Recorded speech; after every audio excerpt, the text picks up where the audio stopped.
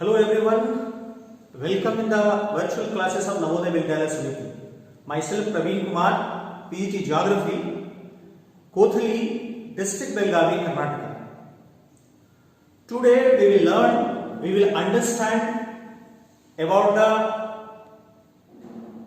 transportation or transportation system in India. What is transport? What are the importance of transport? What are the different modes of transport present in India? How the transport is linked with the communications and complementary to each other? What are the challenges of the transportation system in India? What are the importance of transportation system in the national economy? And how it is considered that this is the lifelines of the national economy? So in this class, at the end of the class, you all people will understand all what I have told you. The means of transportation, the types of transportation, the importance of transportation, challenges of transportations, how the transportation and communication is linked with each other, how it is complementary to each other. So as you just see, so this is means of transportation. On the major domain area of the earth, we have divided the transportation system first in the land. So on the basis, land transportation will come in the form of roadways, the railways and the pipelines. As you just see, this is the water transport.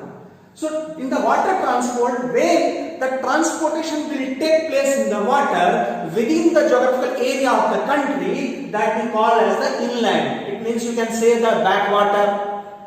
The transportation in the backwater, we are carrying some goods and services through the boat, through the ship within the river. That is called the backwater, the river. That will be called the inland water system. Second is the overseas water system. Overseas water means we are doing some trade, we are importing something and we are exporting something with a different country. So it will come through the sea route only. That is called the overseas transport system.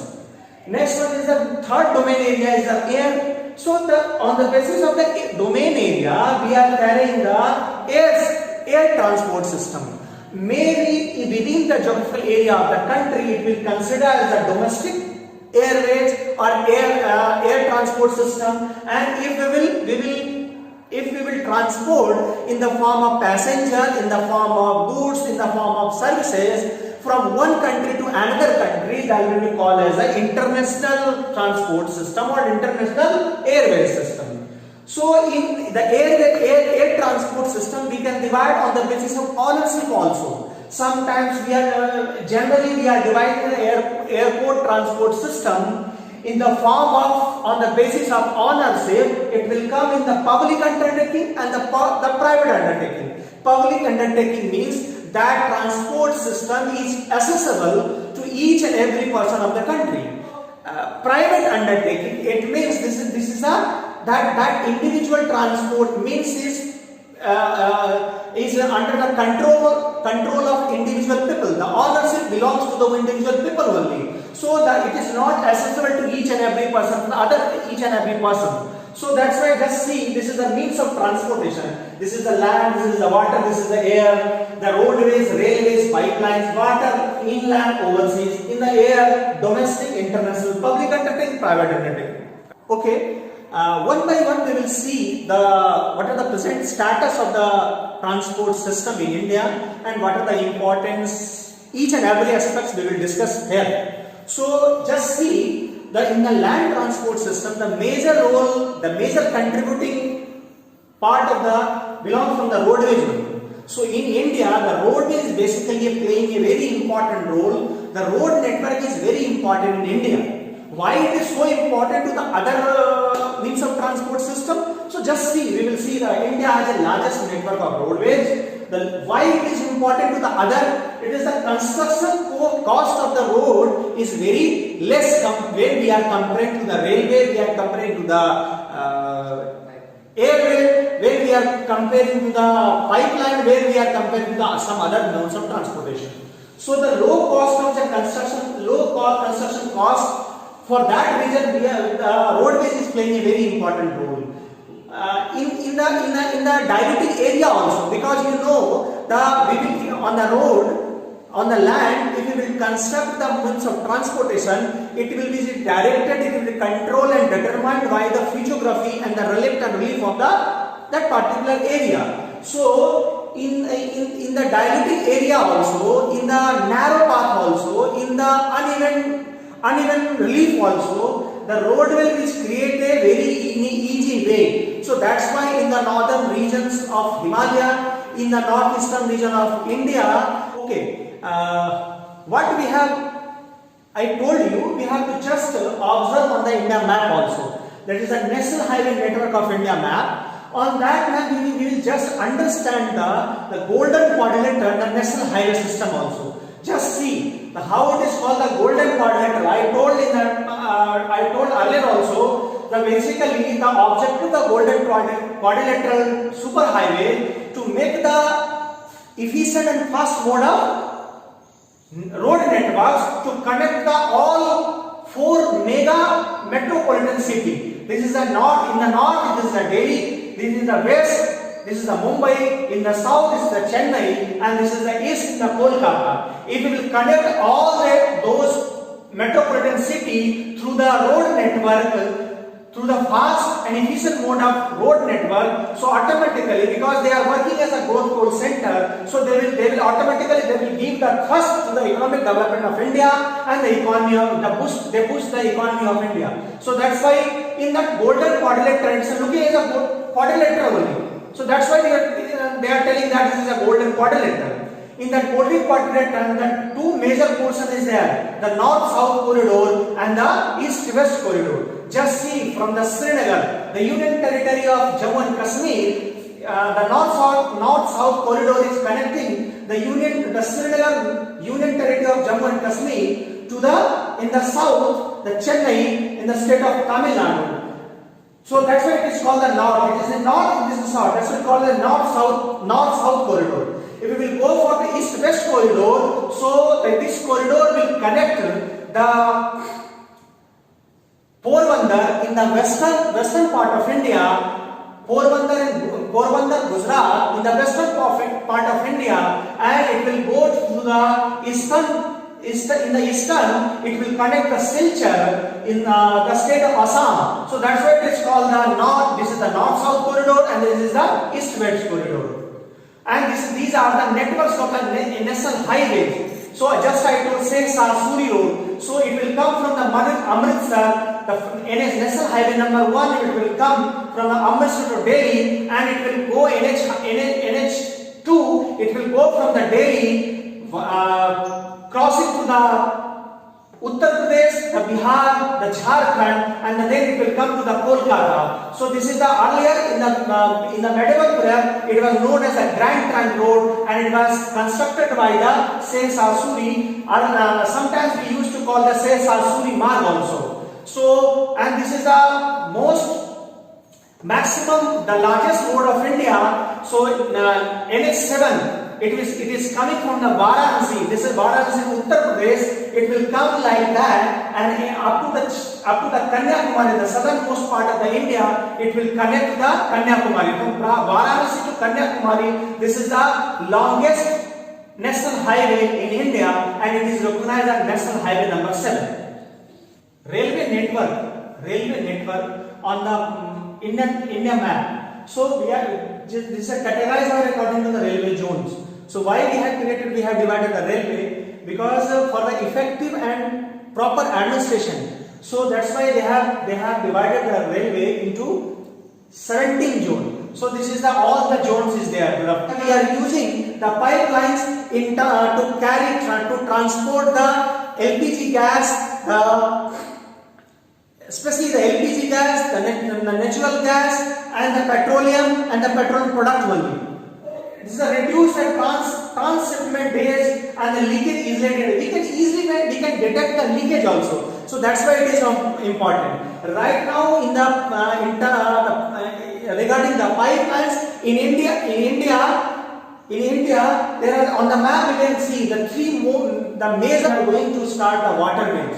So waterways from the ancient time also, earlier when there was no vehicle at all, no vehicle at all, no railway at all, and other mode of in the absence of other mode of transportation, in the ancient time, the waterways were the very prime and the essential mode of transportation only, through the boat, through the ship. So from the in the ancient time also, you are in the history you have read about in the earlier time, from the different parts of our India, we used to go and we developed the trade relations with a different country, in the Malaysia, in the Indonesia, in the Java and Sumatra Island, in the Eastern African country also. So from the ancient time also, it was a very important, the waterways were playing a very important role. So in the waterways, we divided the waterways transport system into two parts. When we are transporting goods and services and passengers within the geographical area of the nation, that is called the inland water system and inland waterways transport. And where we are carrying goods and services and transporting the people also from one country to our country to the another country, that will become in the overseas transport system. So first we have to go the inland water system. This is the inland. So we are talking about the inland. Before that, we have to categorize what are the merits of the waterway, how it is important, and what are the related aspects of the waterway. First of all, the principal mode of transport system, the time immemorial, from the ancient time, earlier I discussed also, from the ancient time it was only one way to transport anything. So from the ancient time it was a very important. Right now also, in terms of cheapest, and this is the next, the special characteristic of the waterway is that it's the cheapest mode of transportation compared to the railway, compared to the roadway, compared to the airport, compared to the other mode of pipeline also. It is a very cheap, and it is very cheap also, and we can easily carry the heavy and bulky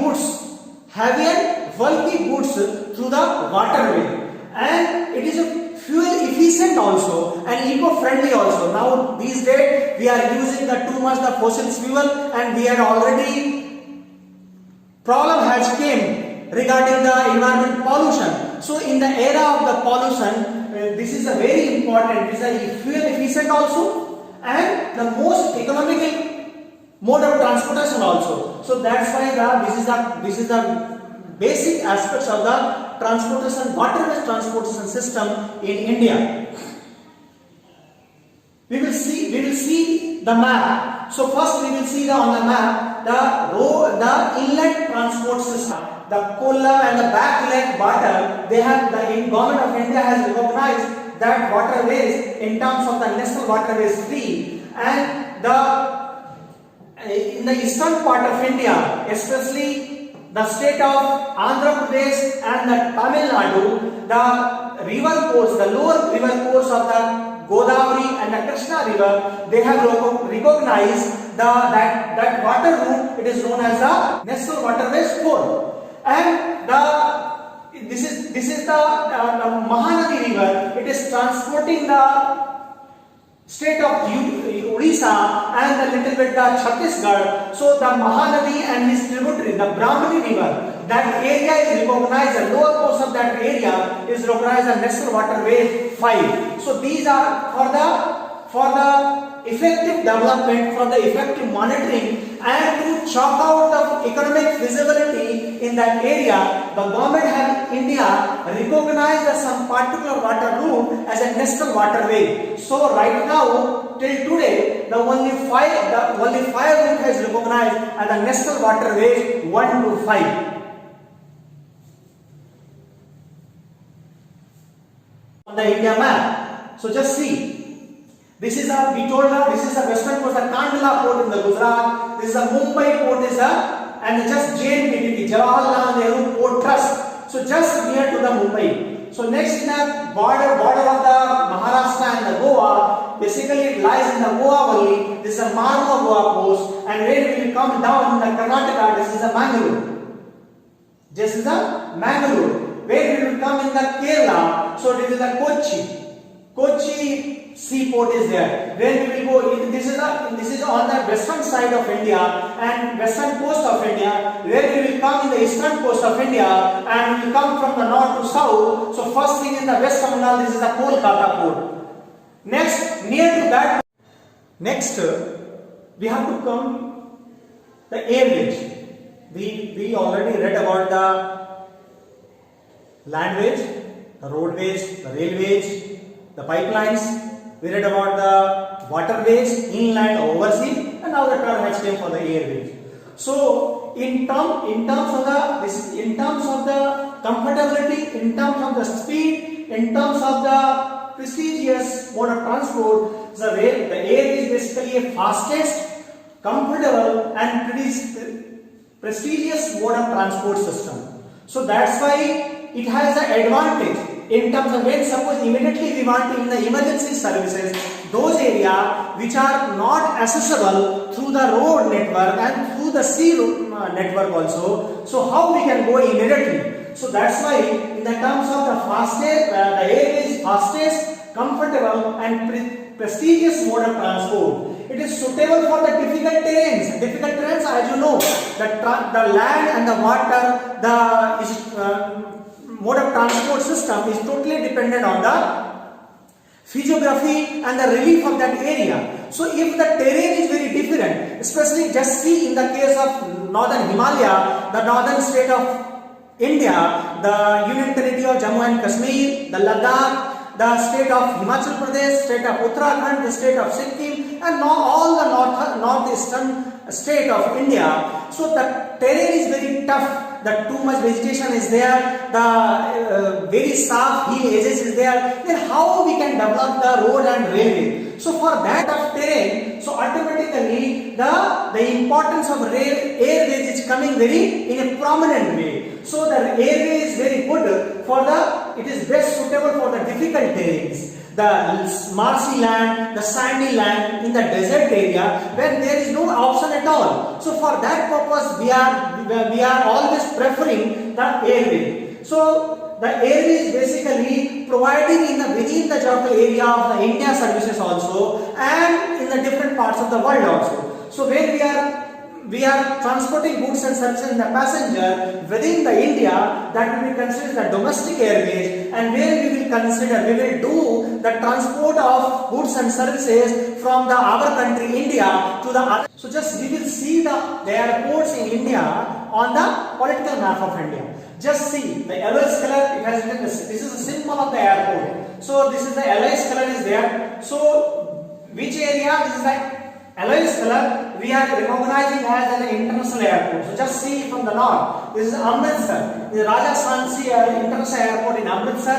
This is the Delhi Indira Gandhi International Airport in Delhi. The Ahmedabad. This is the Santapur International Airport in Mumbai. This is the Dabolim International Airport in the Panji. This is the just Kochi International Airport in the Kerala. Just will come in the CN Annadurai International Airport in the Guwahati, in the Damdam and Netaji Subhash Chandra Bose International Airport in Kolkata, and this is the Rajiv Gandhi International Airport in Hyderabad, Chennai, Meenam Bakkam International Airport in the Chennai. So these are the international airport. From there only that we can get the international flight and international services from that places only. But apart from that, the government of India, I just discuss about the UDAN scheme of government of India, Civil Aviation Ministry of India. They have the plan that we have to make the airways affordable and comfortable manner to the common people of India. So that's why in all our part of the India to reduce the gap between the have or have nots to the rich and poor people, to reach affluent people and the common people, they have developed all part of the India to the domestic airport. So these are the functions from these places. These are from there. Only the domestic within the country the flights are available. So these are the domestic flight is there. So just see international airports, the other major airports, they are functioning the domestic air services. In the introduction classes, I discussed about how the transport and the communication is linked together and how they are complementary to each other. So communication means it's basically So how we are passing some message, we are communicating, we are giving, we are just talking in terms of we are whatever I want to convey the message, and how the other person is receiving that message, and what are the means of that. So these are the communication. There are two means of communication. Either it will come in the terms of the person to person, and either it will come when I am speaking, and it will go from the more people, the crowd will come, the mass people will come. So on the basis of that, person involved, we are dividing the communication in the form of personal communication and mass communication. Personal communication, we are simply just writing a letter to some other person, and whatever I want to give the message, I want to give the message to that fellow, then that fellow will receive through the letter. Suppose I am just want to, right now the phone is a modern way of personal communication. So if I want to convey the message, so immediately I will call to that fellow, concerned fellow, and he will get the message, whatever I want to convey the message. So these are the personal means of communication. First one is the letters, and second one is the phone. Second criteria is the mass. Mass means the more people. Suppose I am giving the message, it should be reached to the more and more is the mass mode of communication. So in the mass communication we are programs in national, regional and local languages. We are giving the message. Suppose right now in the virtual classes, what I am doing? I am just conducting class, taking class here, but after that so many students will be benefit from that. So this is the mode of the mass communication. So the mass communication is basically programs in national, regional and local languages. Doordarshan is a national television channel. Through the television, what are the means of mass communication? The newspaper.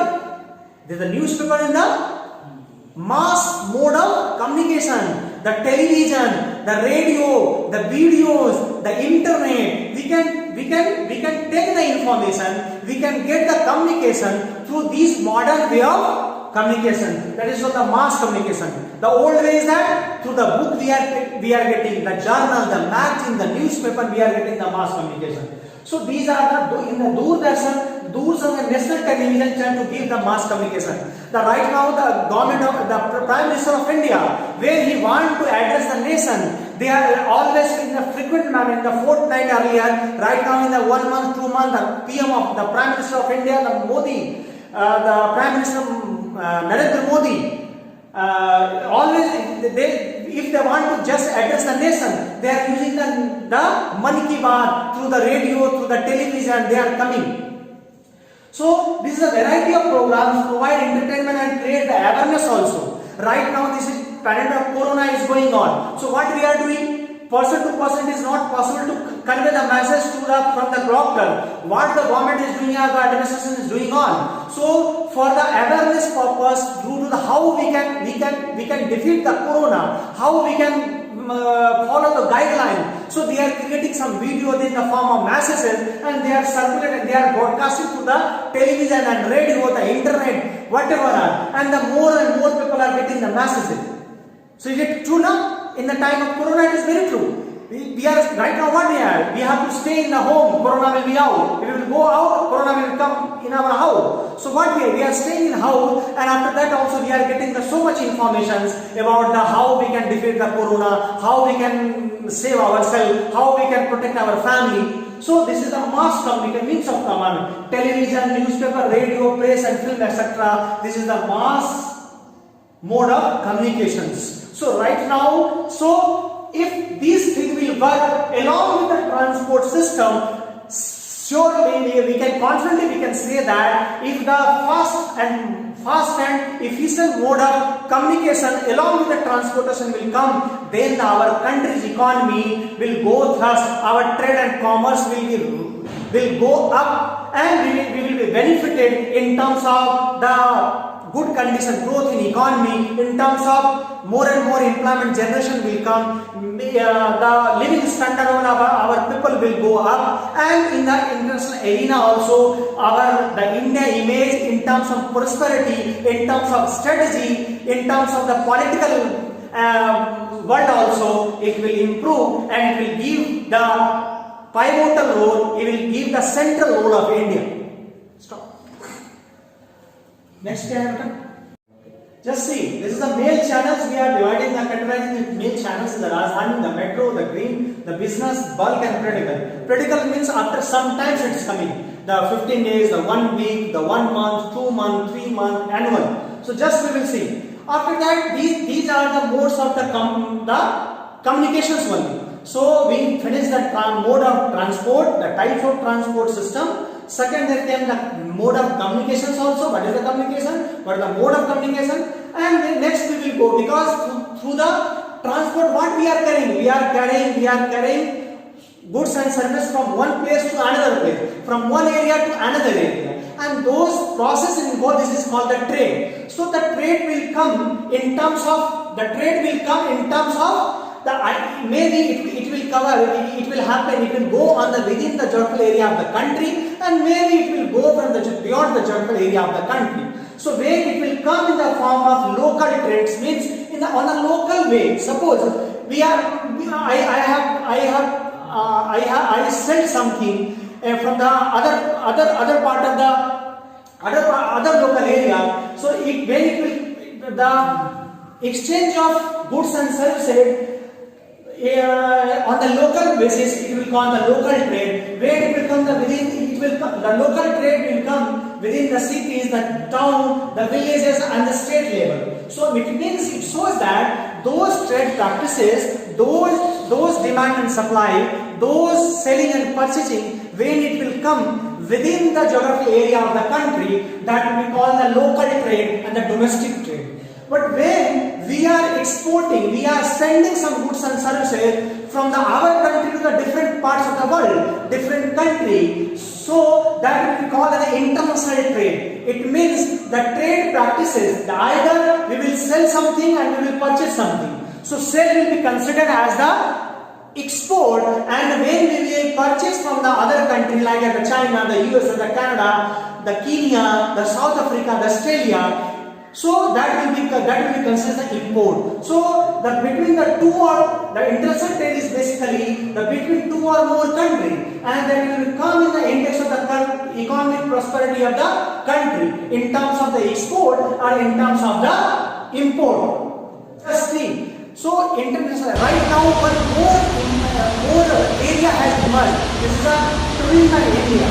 So due to the transport and communication, we will get the benefit, because in the trade, the motive is that how we can create the economic growth, and we have to create more and more employment, more and more employment generation. We have more and more, we are getting the prosperity. So if we connect the transport and communication with the help of the efficient mode, with the help of very comfortable mode, with the help of fast mode of transportation, the other field, it is tourism also. Right now it's a trade within the India also, and within in the terms of international trade also. Just see within the area, within the India, in the geographical area, right now, if the mode of transportation will improve, mode of communication will improve, the people of the different parts of the India, they will come in a particular, suppose I am a religious person and I want to see the religious temple and all those things, ritual. So we used to go in the Hampi, we used to go in the Swan Golden Temple in Amritsar, we used to go in the Golconda Fort in Bijapur, we used to go in the Nandi Hill, we used to go in the Tirupati also. So when we are going, so in that process, the transport modes is basically just assisting. If everything is okay, the more and more people will come to see, and the local people will get the employment, local people will get the money. So in that terms also, the people will be, and ultimately the country's economy will be benefited. In terms of the international tourism also, because right now tourism is also a part of trade. We are not explored at all tourism as a trend, as a source of trade also. So the tourists, they are coming for the sightseeing purpose. They are coming from to see the cultural heritage of India. They used to come in India, so automatically the hotel industry will be get the benefited.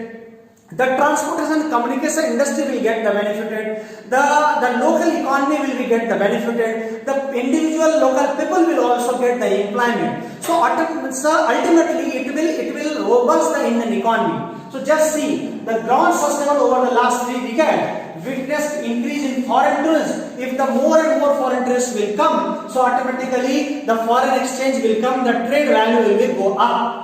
So 15 million people directly engage in the tourism industry right now. So there is a still there. So just see, the 15 million people directly engage. Directly engage means direct or indirect. It has written that directly. It means that in the tourism industry, if we will consider the tourism industry, so at least 15 million people directly engage. They are getting some benefit. They are getting some employment. They are getting some source of living. So they are directly engaged in that. And when the foreign tourists will come, so if they will come to India, they will spend something. The local people get the employment. The local economy will get the benefit. So in the considerable foreign exchange will come also. So like that tourism right now, tourism is considered the export only. When the more and more people will come to India, so India will get the more and more foreign exchange, foreign money will come. So the development and understanding also. If the people will come from the different parts of the world and they will see the India, they will understand the India. So automatically they will get the good idea about the India, and what it will do? It will create the good image of the India in the outer world. So and not only the foreign in the terms of economy also. When the foreign tourist is coming in India and the domestic tourists also coming or going for different parts of the India, so what they are doing? They will create the national integration. National integrity means it is the very good to the unity and integrity of the nation. Suppose I am the North people, I am belonging from the Northern India, and I came for the tourists. I want to see the beauty of the Jog waterfall in the southern part of the Karnataka. If you will come to the Karnataka, then you will understand the people of Karnataka, the culture of Karnataka, and automatically there will be a acceptance of the Karnataka culture. When the extreme south, the people of extreme south, the Tamil Nadu people, if they will go to the Delhi and they will understand the culture of the Delhi, they will understand how the parliament is going on, they will understand the surrounding area. So automatically the national integration will come. The people will be treated as the other part of the India, they will as a brotherhood concept of fraternity will come. So it will promote the national integration, support local handicraft, and if the people not in the case only the domestic people only, if the foreign people also come, a very severe economic crunch, especially the local people, the handicraft people, they are those people who are involved in the handicraft, so they will support the local handicrafts and culture pursuits. They will know the culture, their cultural identity will also survive. So for that purpose, promote national integration, support the local handicraft and the culture pursuit. Right now, if you will go to each and every places, if you will go to the Kali Tiger Reserve also, if you will go to the Tirupati, if you will go to the Golden Temple, if you will go to the Kolhapur, if you will go to the Guwahati, if you will go to the Shillong, if you will go to the Imphal, if you will go to the Raipur, so in that area, if you go, there are so many local handicraft will be there, and for that purpose we will understand and we will get the good idea, we will get the picture of the local culture also. So this is the benefit of the tourism if we will develop and how we can develop if we will develop the transport and communication capacity. So right now, the present time, there are so many aspects that emerge. New trends has emerged in the tourism. Like as a new forms of tourism emerged, developed heritage tourism. Heritage tourism means some tourists coming to see the heritage. So Bagami caves, the Elephantine, Ellora cave, the Mauryan Empire, the Taj Mahal. So whatever the heritage is coming, they are coming for the watching purpose, that to how it looks like, how the technology has evolved, how the people have that time, they are imagining all these things. So this is a developed heritage tourism. Eco tourism means right now to see the environment. The people is coming from the different parts of the area to observe the natural beauty. So like the people is coming to watch the Jog and Garsoppa waterfall in the Karnataka, the Dandeli tiger reserves, the Kali tiger reserves in the southern Karnataka. They are going the Namdafa national park. They are going the Ranthambore. So for that reason, you can say ecotourism is there. Where there some people are there, they are too much interested in the doing the adventures work. The rock climbing is going on, river drafting is going on. So for that purpose, there are so many people are coming to do that adventure. This is called the adventure tourism is there. So medical tourism is there. Right now, there are so many people from the Gulf country. They are coming to India to take the medical benefit. So this is a medical tourism where we will come to the for the purpose of medical in India, so the foreign exchange will come. So this is a medical tourism. There are so many, we are so too much rich in the, especially in the Ayurvedic tradition. So people are coming to take the medical benefit through that way. So this is a medical tourism. Some purpose is cultural tourism. There are so many people in the, they are going to the different parts of the world and to observe the local culture, how they are celebrating the festival, how their rituals, and they just want to see and enjoy and for that purpose. So this is a cultural tourism. Some people right now in the globalization world, they are coming to the business tourism also. There are so many company, the people of that company, they are working in an MNC, multinational company. So some people are coming from different parts of the world, different country, and a particular country. They will stay there, they will do some business, once again they will go. So they are not coming for the permanent purpose, they are coming as a doing the business. So that is the business tourism in there. So in that process, we went each and everything. First we understand right now we will do the recapitulation. So first we have what is the transportation, what are the means of transportation, how it is linked with communication, how it is complementary with communications, and how it is playing a very important and crucial role, and how it is recognized as the national lifelines of national economy. Because without that one, the country's economy will not survive. So in that way, we have each and every aspects of the transport and communication system we developed. We went in a detail the international trade also, different modes of transportation, communication. Okay, thank you. I hope you will enjoy the video.